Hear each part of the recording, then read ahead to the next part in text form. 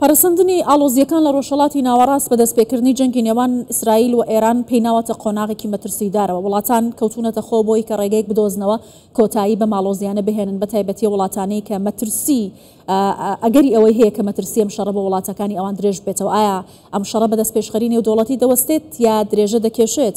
ئایا دانوستانەکان دەتوانێت ئێران لەم شەڕە بکێشێنێتە دەرەوە یا هەرنا هەر بەردەوام دەبن لە هێرشکردن بۆ سەر یەکتر؟ ماوەی 4 ڕۆژە لەگەڵ دەستپێکی هێرشەکانی ئیسرائیل بۆ سەر ئێران ئەم شەڕە لە نێوان هەردوو وڵاتدا بەردەوامە، هەردوو لە هەڕەشە لە یەکتر دەکەن تا کۆتایی و سەرکەوتن لە هێرشەکانیان بەردەوام دەبن. بەڵام ئەوەی کە تا ئێستا هەیە ئەمریکا دەڵێت ئامادەن کە نێوەندگیری بکەن بۆی کەم شەڕە کۆتایی پێ بدێت و بەشێک نین لەو هێرشانێکی ئیسرائیل دیکاتە سەر ئێران. بەڵام بەگشتی پرسیارەکە ئەوەیە بۆچی ئەم شەڕە دەستی پێکردووە ئەنجام و لێکەوتەکانی چی دەبێت؟ لەگەڵ میوانەکەم لەسەر ئەم بابەتە قسە دەکەم بەڕێز ئەحسان ئەلخەتیب، پرۆفسۆری زانستە سیاسیەکان لە زانکۆی ویلایەتی موڕای لە کنتاکیەوە لەگەڵم دەبێت. بەڕێز ئەحسان سپاسکە لەگەڵ کوردستان 24 دیارە کە 4 ڕۆژە شەڕ لە نێوان ئیسرائیل و ئێران بەردەوامە. هۆکاری سەرەکی هەڵگیرساندنی شەڕەکە بەرنامە ئەتۆمیەکانی ئێران بوو یا ئیسرائیل ئامانجی دیکەی لە دەستپێکردنی شەڕ لەگەڵ ئێران هەیە؟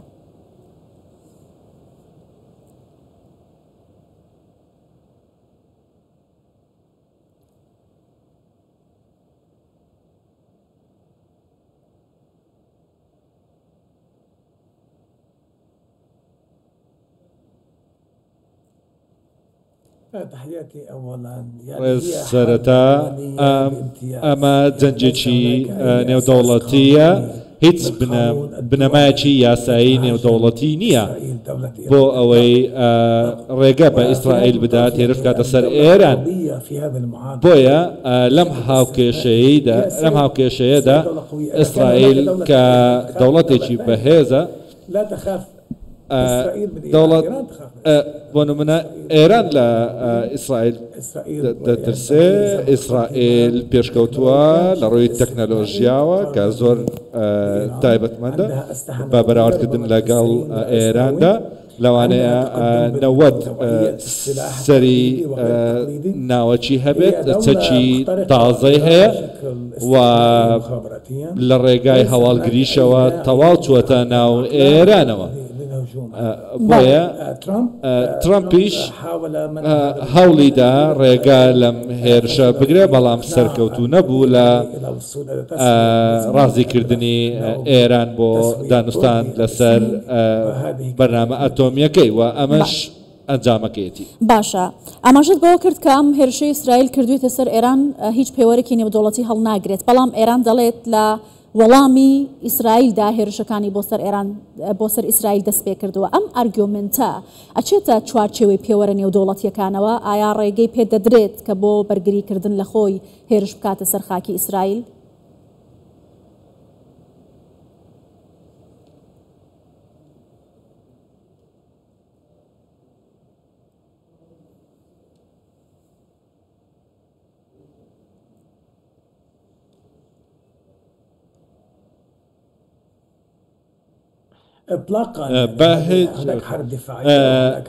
جەنجی بەرگری هەیە و جەنجی هێرشیش هەیە. ئێران هێرشی نەکردوتە سەر ئیسرائیل، بەڵکو ئیسرائیل هێرشی کردوتە سەر ئێران.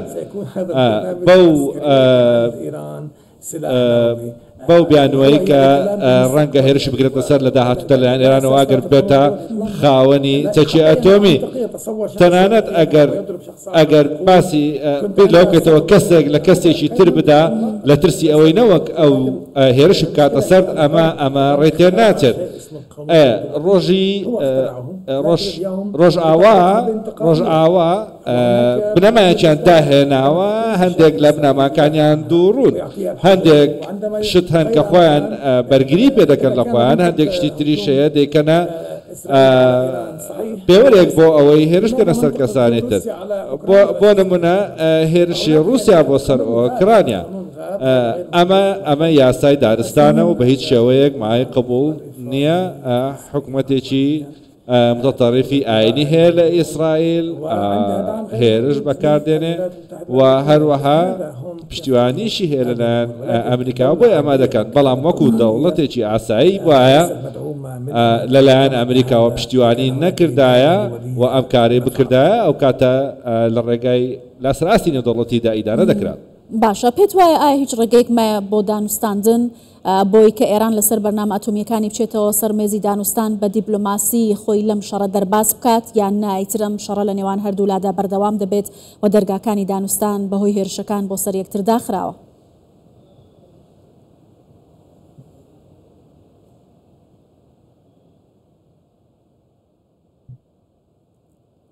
نعم بلى اليوم امرو ترامب كان يمنع ڕێگەی دەگریان داوای لە ئیسرائیل دەگرت هێرش کاتە سەر ئێران بەر لە گفتوگۆکان لە نێوان ئەمریکا و ئێراندا ترامپ بە هیچ شێوەیەک جەنجی نەدەویست و ئێرانیشی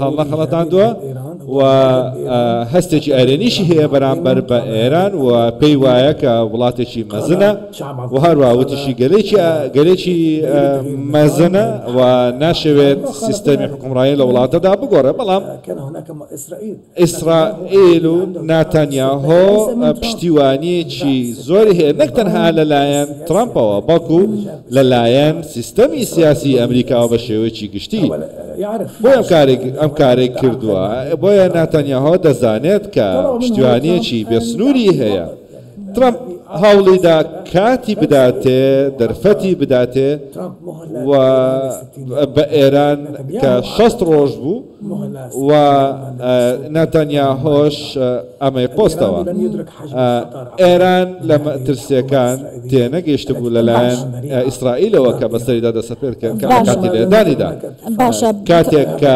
ڕێکەوتن ئەنجام نەدرا. باشە کەواتە پێت وایە ڕۆڵی ئەمریکا لەم نێوەندەدا چییە؟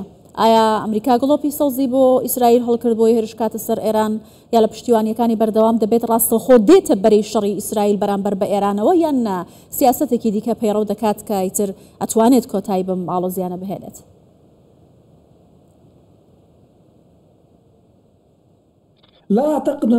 من پێم وانییە پێویستێکی بەوە بێت چکە ئیسرائیل زۆر بەهێزترە لە ئێران لە ڕووی چەکی ئاسایی و ناسایی هەروەها لە ڕووی هەواڵگریشەوە زۆر پێشکەوتوترە زۆر بەهێزە هەروەها ترامپیش وتی ئەگەر ویستان هێرش بێنە سەر ئێرانەوە بە تەنیا دەبن بەڵام بەرگری ئەمریکا پابەندە بە پارێزگاریکردن لە ئیسرائیل بەشدار نابێت لە هێرشکردنە سەر ئێران بەڵام بەشدار دەبێت لە پارێزگاریکردن لە ئیسرائیل و هەروەها لە ڕێگای موشک و درۆنەکان لە ڕێگای دەریا و فڕۆکەکانەوە ئەگەر هاتوو ئەمریکا نێتە پێشەوە بۆ بەرگریکردن لە ئیسرائیل لە هەندێک لە هێرشەکان ئەو کاتە ئیسرائیل زیانێکی زۆر زیاتری بەردەکەوت و وێرانکاری لێ دەکەوتەوە بەڵام لە ڕێگەیەکی ناڕاستەوخۆوە بەشدارە تایدا. باش ئەگەر کاریگەری ئەم ئاڵۆزیانە لەسەر وڵاتانی عربی ناوچەکە بە تایبەتی لێک بدەینەوە وڵاتانی کەندا و ئەوانەی کە پێشووتر خۆیان یەکلا کردبووە لە کام بەرەدان ئێستا زۆربیان بێدەنگن پێت وایە ئەم بێدەنگیە ببێتە هۆکاری دروستکردنی هاوپەیمانێتیەکی عربی لەگەڵ ئیسرائیل بە سەرۆکایەتی ئەمریکا کە پێشووتریش هەوڵی ڕێککەوتنی براهیمی لەگەڵە وڵاتانە درابوو یا تەنها بێدەنگیە کە تا کاتێک شەڕەکە کۆتایی پێدێ؟